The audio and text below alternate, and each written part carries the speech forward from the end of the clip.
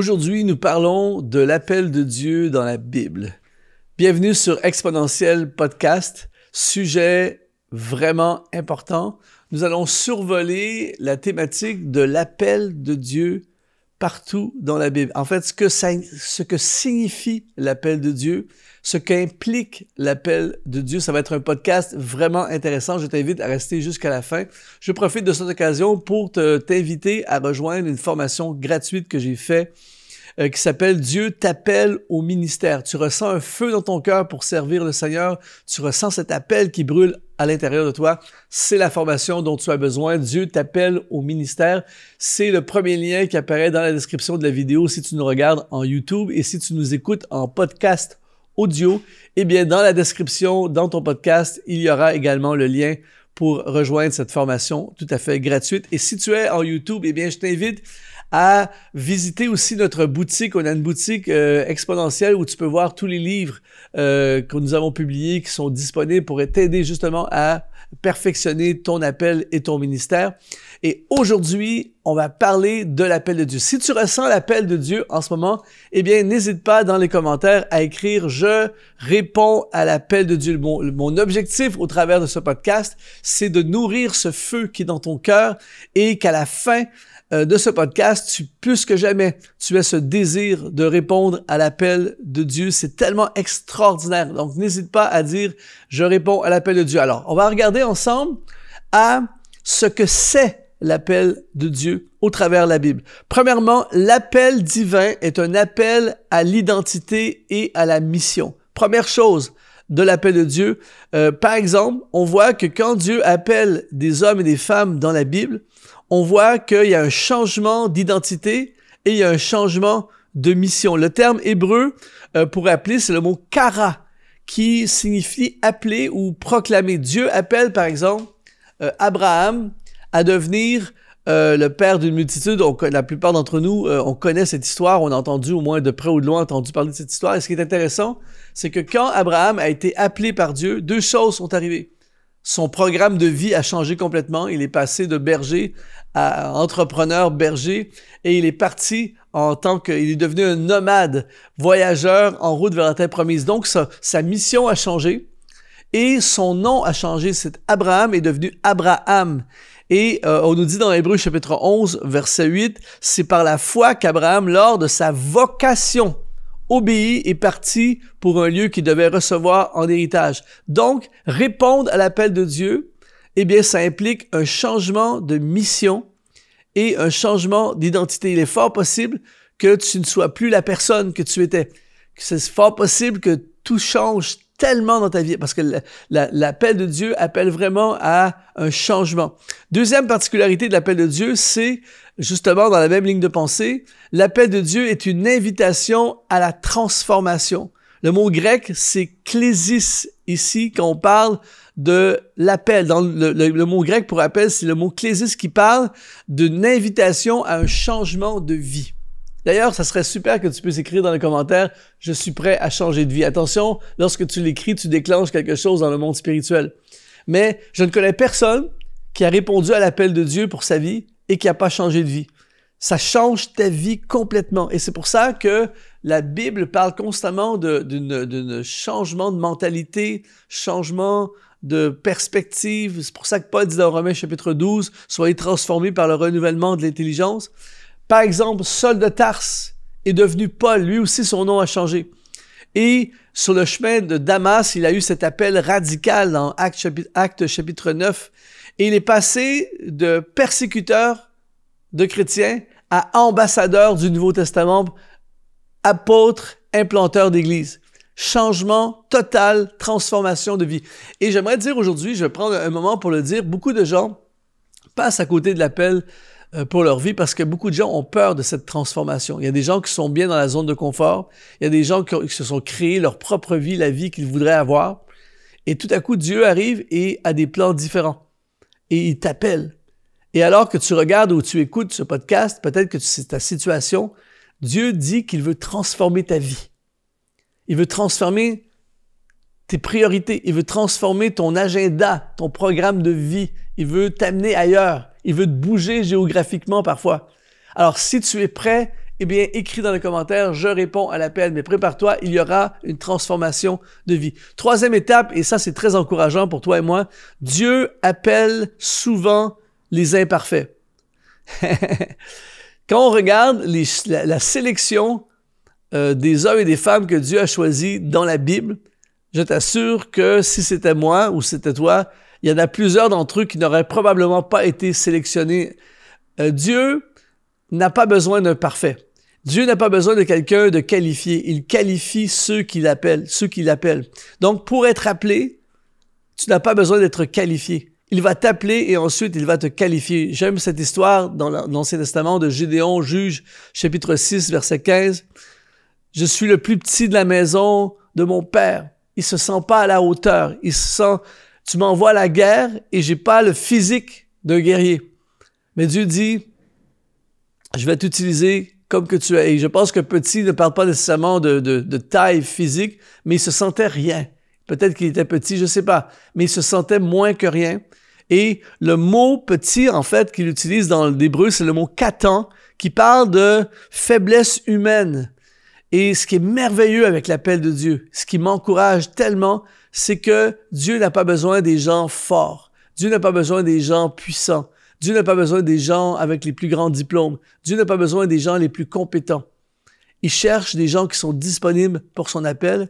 Et avec ce genre de personnes, il prend des personnes ordinaires pour accomplir des choses extraordinaires. Alors aujourd'hui, si tu dis j'ai échoué, j'ai péché, j'ai abandonné, je ne suis pas qualifié, je ne suis pas très talentueux, peu importe comment tu te sens en ce moment, ça n'empêche absolument en rien Dieu à t'appeler. L'émission que tu regardes en ce moment est rendue possible grâce à des sponsors qu'on appelle les activateurs de destinée. Si tu veux toi aussi nous aider à continuer à diffuser ces émissions pour rejoindre le plus grand nombre, eh bien tu peux aujourd'hui devenir un activateur de destinée. Tout ce que tu as à faire, c'est d'aller dans le lien qui apparaît dans la description de cette vidéo.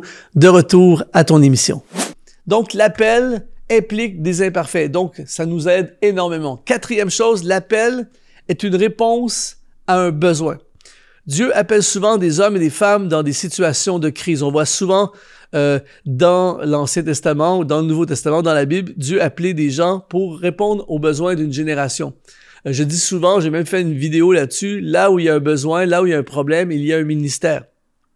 Et on voit que par exemple, on voit Moïse dans Exode chapitre 3, être appelé de Dieu au buisson ardent pour libérer une nation qui est esclave depuis 400 années.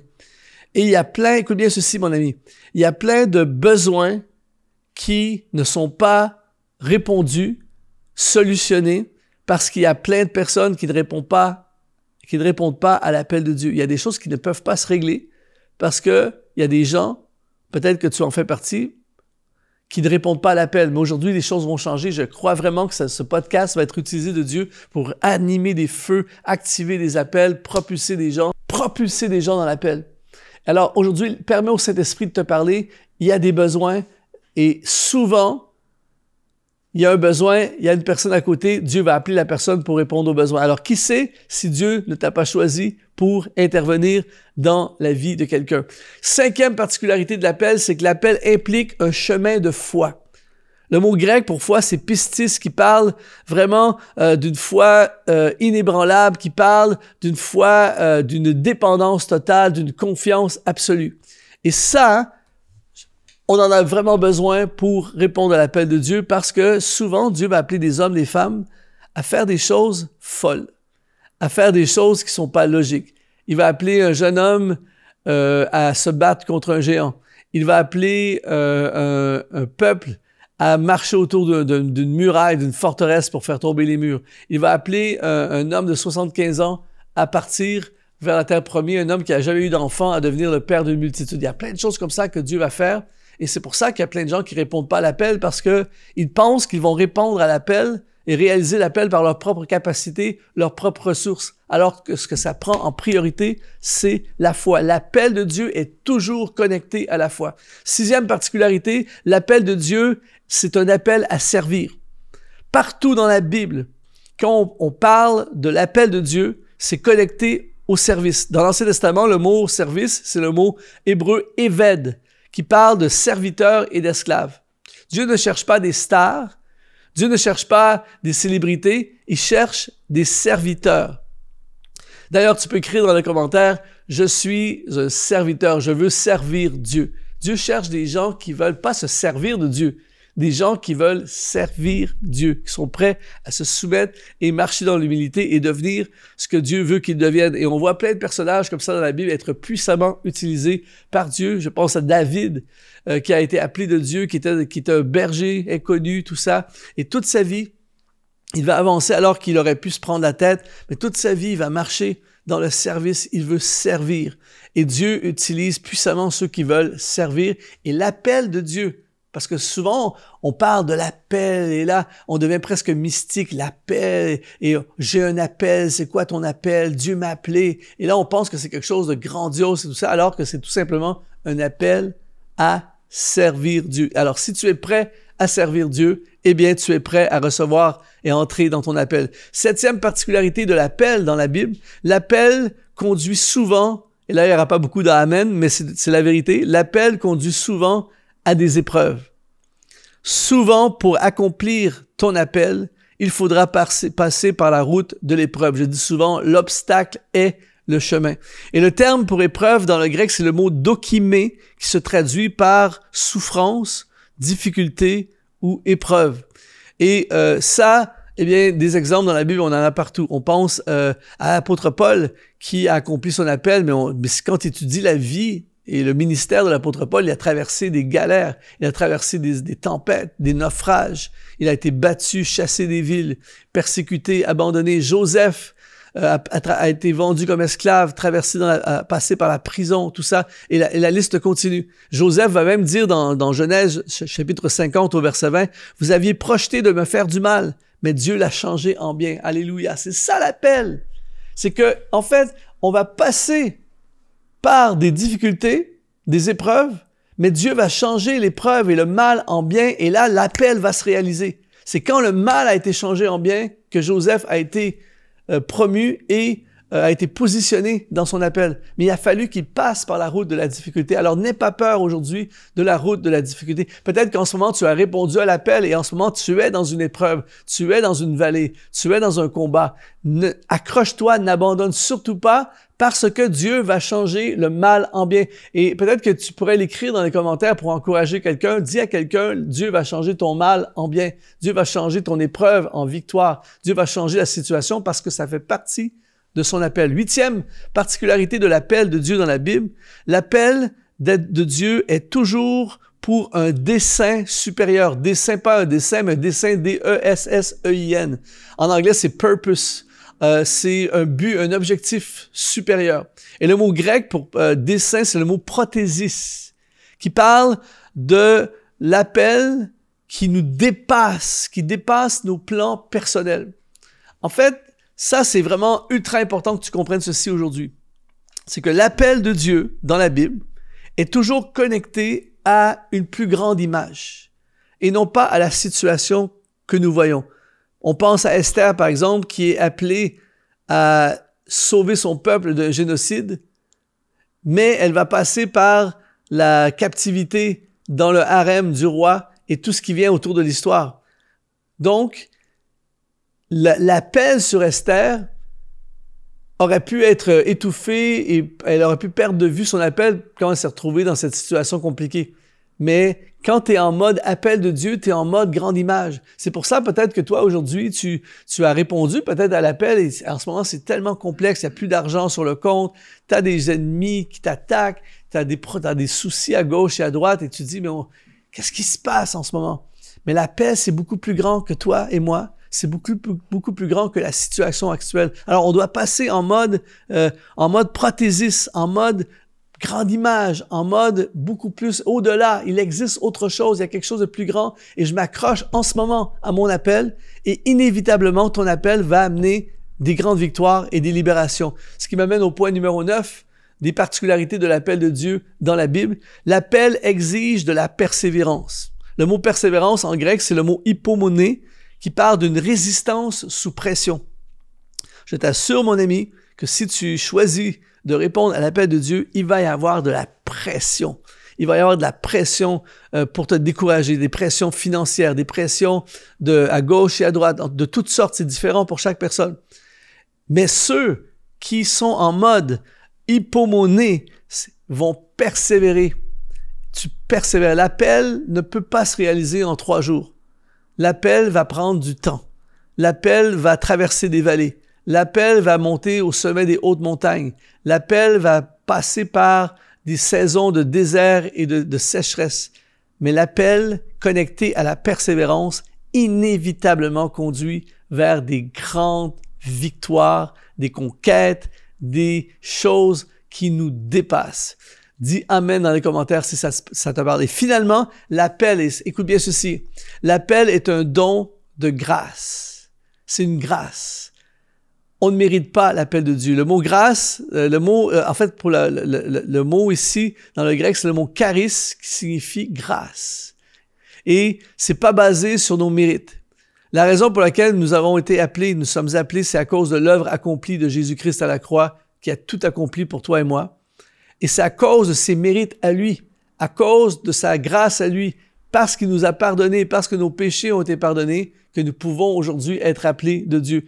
Et c'est pour ça que l'apôtre Paul avait compris bien avant toi et moi dans 1 Corinthiens 15, 10, lorsqu'il dit « Par la grâce de Dieu, je suis ce que je suis, et sa grâce envers moi n'a pas été vaine. » Et donc, c'est pour ça qu'aujourd'hui, peu importe ton histoire, peu importe tes échecs, peu importe à quel point peut-être tu as déjà abandonné Dieu, peut-être que tu as fait des grandes erreurs dans ta vie, mais l'appel est encore là sur toi parce que c'est une grâce. C'est pas parce que je suis une bonne personne, j'ai fait une bonne vie, donc je mérite l'appel. Non.